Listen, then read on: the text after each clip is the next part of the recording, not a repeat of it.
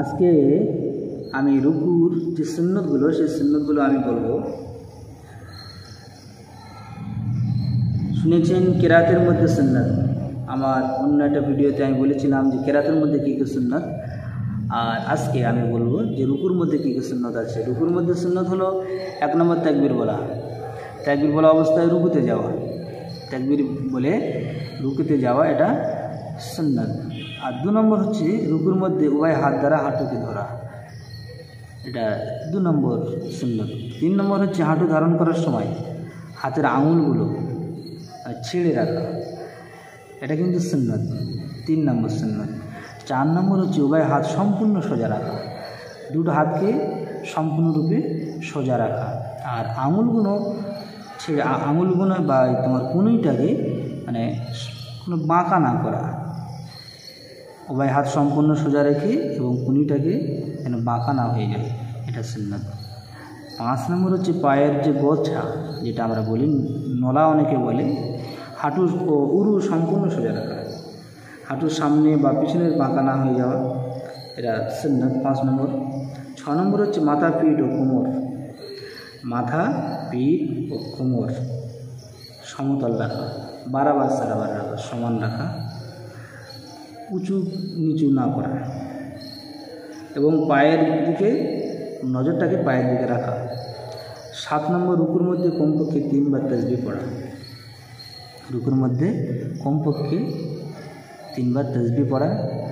আর 8 নম্বর হচ্ছে ইমাম সাহেব যখন সামি আল্লাহু লিমান হামিদা বলে, ওই সময় মুক্তাদি যারা পিছনে থাকবেন তারা বলবেন রাব্বানা লাকাল হামদ।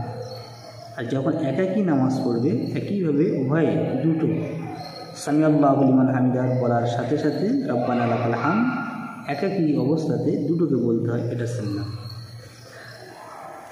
তো আমরা রুকুর সুন্নত জানলাম।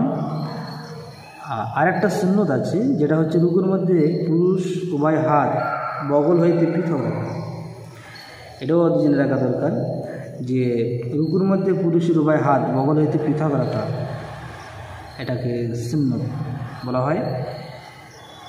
তাহলে আমরা জানলাম রুকুর মধ্যে কী কী সুন্নত। পরবর্তীতে আরও অনেক সুন্নত আছে, আমি আপনাদেরকে একের পর এক বলবো ইনশাআল্লাহ, ভিডিওতে আমি বলবো।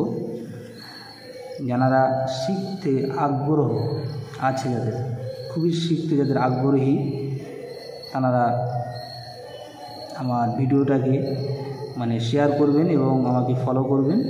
পরস্পর আপনাদের জন্য আমি আপনাদের যাতে করে শিখতে পারেন, খুবই সহজ ভাষায় খুবই সহজ করে আমি বলার চেষ্টা করি, এবং যাতে করে শিখতে পারে মুসলমান আমার ভাইরা আমার বোনেরা প্রত্যেকে যেন শিখতে পারে, এই জন্য করে আমি তাদের উদ্দেশ্য আমি এই ভিডিও মনে করে থাকি।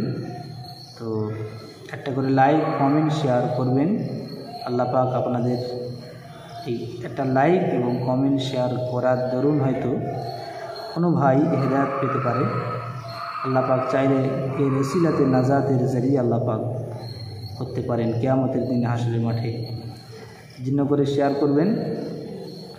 আর পরস্পর ভিডিও যাতে করে আপনাদের কাছে আমি বলতে পারি, উপস্থাপন করতে পারি, এজন্য দোয়া করবেন আমার জন্য।